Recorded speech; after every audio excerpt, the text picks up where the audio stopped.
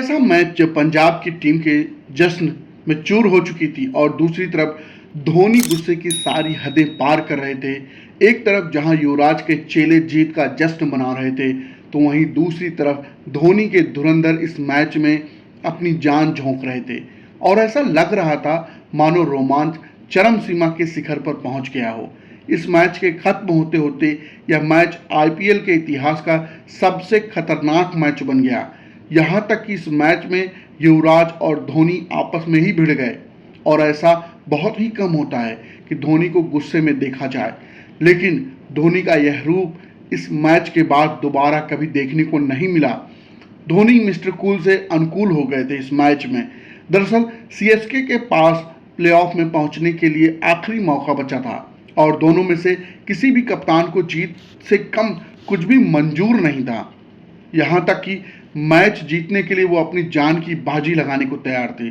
और इस मैच के खत्म होते होते कैप्टन कूल के नाम से जाने वाले धोनी का दिमाग इस कदर गर्म हुआ कि उन्होंने बदले की आग में कुछ ऐसा कर दिखाया जिसे देख पूरी दुनिया महेंद्र सिंह धोनी की दीवानी हो गई। और इस तरह पहली बार दुनिया ने महेंद्र सिंह धोनी का तांडव देखा।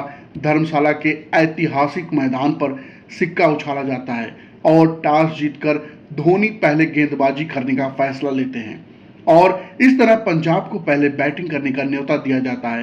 पंजाब की टीम में जहां महिला जयवर्धने ने पठान को और युवराज सिंह जैसा सिक्सर किंग था, वहीं सीएसके की टीम में भी मैथ्यू हेडन, सुरेश रैना और बद्रीनाथ के अलावा अपने प्राइम दौर से गुजर रहा महेंद्र सिंह धोनी नाम का तूफान था। पंजाब की तरफ से ओपनिंग के लिए मास्क के साथ महिला जयवर्धने आते हैं, जो धोनी के गेंदबाजों को तहस नहस करने के लिए काफ़ी थे। और इस तरह मैच शुरू होता है और पहले ही ओवर में जयवर्धने गेंदबाजों पर टूट जाते हैं और ओवर की 5वीं बॉल पर एक शानदार लगा देते हैं। इस तरह पहले ही ओवर में पंजाब ने अपने मंसूबे साफ जाहिर कर दिए थे, लेकिन एक से जयवर्धने का मन नहीं भरा और अगली ही गेंद पर उन्होंने एक और करारा लगा दिया। पहले ही ओवर में इस तरह का तूफानी नजारा देख सीएसके के गेंदबाज खौफ में आ जाते हैं, लेकिन यह तो महज शुरुआत थी और पंजाब के बल्लेबाजों का असली चेहरा आना अभी बाकी था। दरअसल अगले ओवर की दूसरी ही गेंद पर समास भी एक करारा चौका लगा देते हैं। वहीं तीसरे ओवर की तीसरी बॉल पर जयवर्धने ने भी एक और तगड़ा चौका लगा दिया।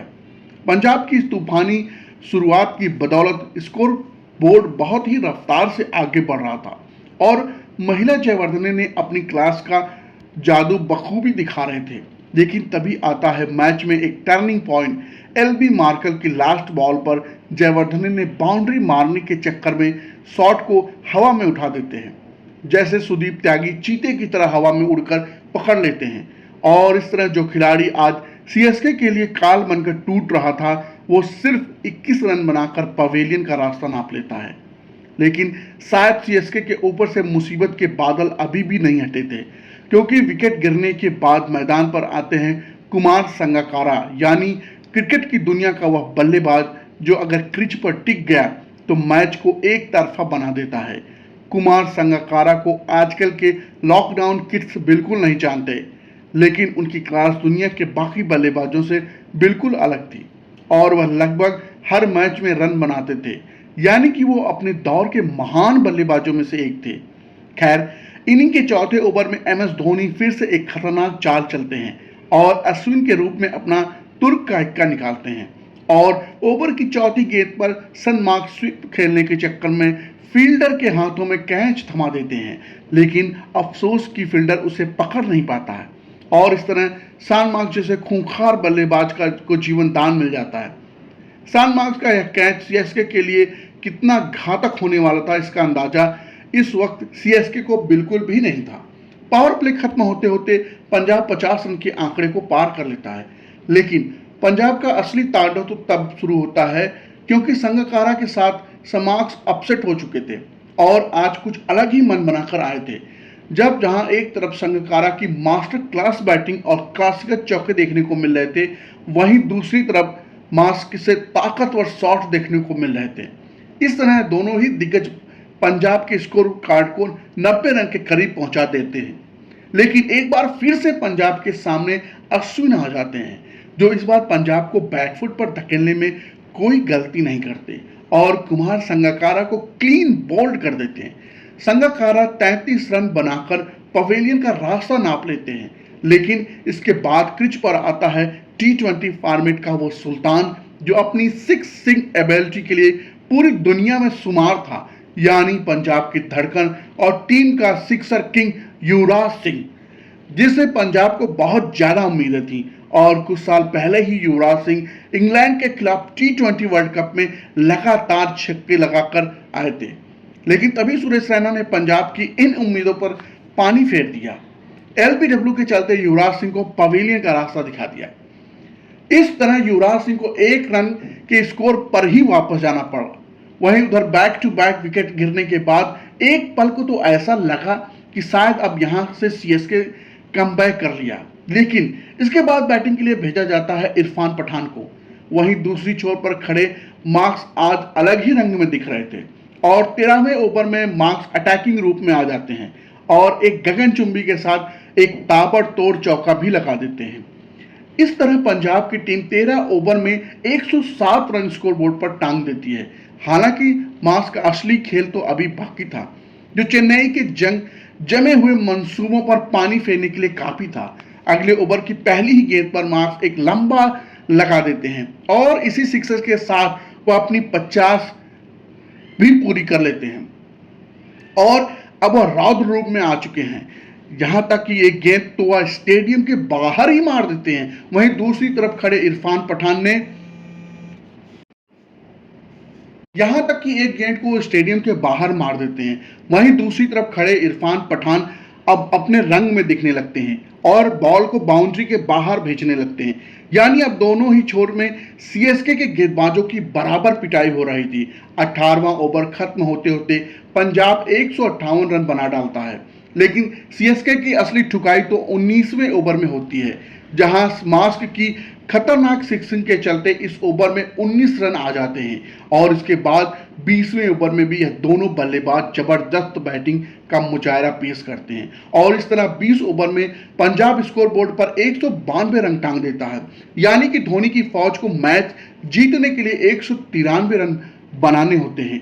मतलब अगर CSK को प्लेऑफ में पहुंचना है तो 193 रन बनाने ही होंगे। तो CSK का सफर बस यहीं तक, और उस दौर में 20 ओवर में 193 रन का टारगेट भी बहुत बड़ा माना जाता था। लेकिन जिस टीम के धोनी फिनिशर हो और वो भी अपने कैरियर के पीक दौर में हो, तो उस टीम के लिए कोई भी टारगेट छोटा लगता था। हालांकि पंजाब के पास भी खूंखार गेंदबाजों की कोई कमी नहीं थी और अब दूसरी पारी की शुरुआत होती है। ओपनिंग के लिए मुरली विजय के साथ आते हैं मैथ्यू एडन, यानी क्रिकेट का वो हैवान जो अगर अपनी पे उतर आए तो फिर ग्राउंड पर गेंदबाजों की कब्र खोदने से उसे कोई नहीं रोक सकता। हालांकि चेन्नई की शुरुआत काफी धीमी होती है और पहले 2 ओवर में सिर्फ 8 रन ही बन पाते हैं। वहीं इनिंग का तीसरा ओवर लेकर आते हैं रमेश पवार, जिनका स्वागत मुरली विजय एक शानदार चौके के साथ करते हैं। लेकिन 5वीं ही गेंद पर रमेश पवार मैथ्यू हेडन को अपनी फिरके में फंसा लेते हैं और इस तरह CSK का सबसे खतरनाक बल्लेबाज अब पवेलियन की तरफ जा रहा है। 13 रन के स्कोर पर अपना पहला विकेट गंवाने के बाद CSK अब बैकफुट पर आ चुकी थी, लेकिन इसके बाद CSK की कमान संभालने आते हैं CSK की जान, यानी कि चिन्ना थाला सुरेश रैना एक ऐसे खिलाड़ी थे जो अपने करियर में जितने साल IPL खेले, IPL के टॉप पर रहे। यहां तक कि आज उन्हें मिस्टर IPL के नाम से याद किया जाता है और आते ही सुरेश रैना का बल्ला आग उगलने लगता है। एक ऐसी आग जो पंजाब के मकसद को राख करने के लिए काफी थी। जहां 3 ओवर में CSK सिर्फ 13 रन बना पाई थी, अब 4 ओवर में CSK का स्कोर 26 रन पहुंच जाता है। मानो CSK वापस गेम में आ गई, लेकिन CSK की किस्मत आज उसका कहीं से भी साथ नहीं दे रही थी, क्योंकि अगले ही ओवर में एक बार फिर रमेश पवार मुरली विजय को अपनी फिरकी में फंसा लेते हैं और 26 के स्कोर पर गिरता है CSK का दूसरा विकेट। अब इसके बाद क्रीज पर आते हैं बद्रीनाथ, जिनकी बॉडी लैंग्वेज साफ बता रही थी आज वह कुछ अलग ही करने वाले हैं। हालांकि दूसरे छोर पर खड़े सुरेश रैना रुकने का नाम नहीं ले रहे थे और पंजाब के ऊपर काल बनकर टूट रहे थे। वहीं एक छोर पर खड़े बद्रीनाथ भी अब बहती गंगा में हाथ धोने लगते हैं और अपने क्लासिकल शॉट्स के साथ तेजी से रन बटोरते हैं। लेकिन मिस्टर आईपीएल के ये गगनचुंबी देखकर ऐसा लगता था कि आज रैना मैच सुरेश रैना बाउंड्री पर कैच थमा देते हैं और इस तरह सुरेश रैना की 46 रनों की तूफानी पारी का अंत हो जाता है। अभी सीएसके को 62 बॉल पर 104 रनों की रोल मॉडल जरूरत थी। अब क्रिच पर आते हैं महेंद्र सिंह धोनी, यानी एक ऐसा वर्ल्ड क्लास खिलाड़ी जो अब तक पूरी दुनिया के लिए फिनिशर के तौर पर रोल मॉडल बन चुका था।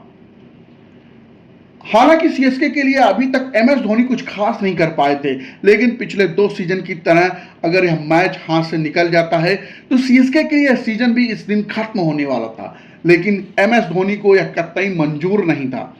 हालांकि उनकी काबिलियत को लेकर उठ रहे हजारों सवाल अब उन्हें कांटों की तरह चुभ रहे थे और इस मैच को किसी भी कीमत पर जीतना चाहते थे, फिर चाहे इसके बाद उन्हें कुछ भी क्यों ना करना पड़े। खैर, रैना का विकेट गिरने के बाद बद्रीनाथ अपनी जिम्मेदारी बखूबी निभा रहे थे। बद्रीनाथ एक के बाद एक जबरदस्त चौके लगा रहे थे और मैच के हर कोने में उनके शॉट्स ना सिर्फ बाउंड्री बटोर रहे थे बल्कि सीएसके की उम्मीदों को और भी जिंदा रखे हुए थे। वहीं एमएस धोनी के बीच में गेंद को बाउंड्री के बाहर मारना शुरू कर देते हैं। एमएस धोनी और बद्रीनाथ की एक जबरदस्त क्रूशियल पार्टनरशिप के दम पर सीएसके 16 ओवर में 141 रन स्कोरबोर्ड पर टांग देती है। लेकिन अभी भी 4 ओवर में सीएसके को 54 रनों की जरूरत थी, यानी कि अगर सीएसके को प्लेऑफ में पहुंचना है तो फिर कुछ जादुई करिश्मा दिखाना होगा। लेकिन पंजाब के डेथ ओवर स्पेशलिस्ट बॉलर के अंगेस्ट यह टारगेट बेहद ही मुश्किल कर नजर आ रहा था। लेकिन कहते हैं ना कि जो अनहोनी होनी कर दे उसी का नाम महेंद्र सिंह धोनी, और अब महेंद्र सिंह धोनी क्रीज पर थे। तब तक सीएसके की सांसें चल रही थी। हालांकि अगले ओवर में बद्रीनाथ इस शानदार चौके के साथ अपनी हाफ सेंचुरी पूरी कर लेते हैं और अब सीएसके बद्रीनाथ के इस मैच को खत्म करने का मांग कर रही थी, क्योंकि बद्रीनाथ इस पिच पर सेट हो चुके थे और अब काम बखूबी कर रहे थे। लेकिन शायद उस दिन सीएसके की तकदीर में कुछ और ही लिखा था। पीयूष चावला की गेंद पर बद्रीनाथ 53 रनों की बेहतरीन पारी खेलकर पवेलियन चले जाते हैं और अब सीएसके इस तरीके को जिताने और प्लेऑफ के लिए क्वालिफाई कराने के लिए सिर्फ एक ही शख्स बचा हुआ था और वो थे महेंद्र सिंह धोनी, जिसने अब तक सीएसके के लिए इस तरह की कोई यादगार पारी नहीं खेली थी। हालांकि इंटरनेशनल क्रिकेट में वह एक कारनामा कई बार कर चुके थे, लेकिन आईपीएल में ऐसा करना बाकी था। अब विकेट गिरने के बाद एमएस धोनी का साथ देने आते हैं एलबी मॉर्कल। एलबी मार्कल एक शानदार ऑलराउंडर थे। वह बॉलिंग तो अच्छी करते थे, लेकिन मारने के लिए वह बहुत ही फेमस थे। कहा जाता है कि साउथ अफ्रीका में 6 सिटिंग ऑलराउंडर के तौर पर लॉन्स क्लोंजर के बाद जो सबसे खतरनाक ऑलराउंडर हुआ वो था एलबी मार्कल। जी हाँ, जिनके भाई मॉर्निन आजकल इंडियन टीम के बॉलिंग कोच हैं। खैर, वापस मैच पर आते हैं। एलबी मार्कल आते ही एक शानदार चौका लगा देते हैं, लेकिन इसके बाद वह भी हवा में कैच उठा बैठते हैं। हालांकि उनकी किस्मत अच्छी थी कि इरफान पठान इस कैच को ड्रॉप कर देते हैं, लेकिन अब तक मैच सीएसके के हाथ से फिसलता हुआ दिखाई दे रहा था, क्योंकि अब 2 ओवर में सीएसके को 29 रनों की जरूरत थी, जिसमें 1 ओवर इरफान पठान को डालना था और ओवर स्टडी थेरोन को, और इस तरह इनिंग का 19वां ओवर लेकर आते हैं स्टडी थेरोन, यानी अफ्रीका का वो फास्ट बॉलर जो स्पेशली डेथ ओवर्स में गेंदबाजी करने के लिए जाना जाता है। स्टडी थेरोन के बारे में शायद बहुत ही कम लोगों को पता होगा कि समय वो अमेरिका की टीम के क्रिकेट खेल रहे थे। जी हाँ, करियर की शुरुआती जब उन्होंने अफ्रीका की तरफ से खेलते थे, लेकिन आज के दौर में वो यूएसए टीम का हिस्सा हैं और उस दौर में उनके सामने अंतिम ओवर में रन बनाना मांगो नंगे पैर पहाड़ चढ़ने जैसा था। लेकिन उनके सामने था चेन्नई का सुपर किंग शान महेंद्र सिंह धोनी, और महेंद्र सिंह धोनी नाम का तूफान अब मैच फिनिशिंग मोड में था। एमएस धोनी का गुस्सा और फ्रस्ट्रेशन इस समय 7वें आसमान पर जा चुका था। आज धोनी थोड़ा सा इमोशनल भी लग रहे थे, क्योंकि वह जानते थे अगर यह मैच हाथ से निकल गया तो सीएसके टूर्नामेंट से बाहर होने वाली है। खैर, ओवर की शुरुआती होती है और एमएस धोनी का फिनिशिंग मोड एक्टिवेट हो जाता है। धोनी पहली 2 गेंदों पर 2 तगड़े शॉट लगा देते हैं और इस तरह 2 बॉल्स में 2 चौके आ चुके थे।